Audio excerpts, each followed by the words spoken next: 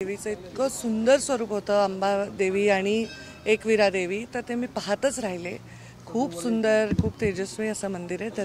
दर्शन छान झालं। दिवसाची सुरुवात साक्षात शक्तीच्या दर्शनाने झाली आणि आता आम्ही आमच्या पुढच्या प्रवासाला जात आहोत। पुढे काही कार्यक्रम आहेत। छान मंदिर आहे। इथे छोटीशी मागणी केली या लोकांनी की इथे जो नाला आहे त्या नाला नसून ती ओरिजिनल नदी आहे, त्याचं संवर्धन करावं। तर मी पालकमंत्री बावनकुळे साहेबांशी चर्चा करून बैठक करून नक्कीच हा विषय मार्गी लावेन।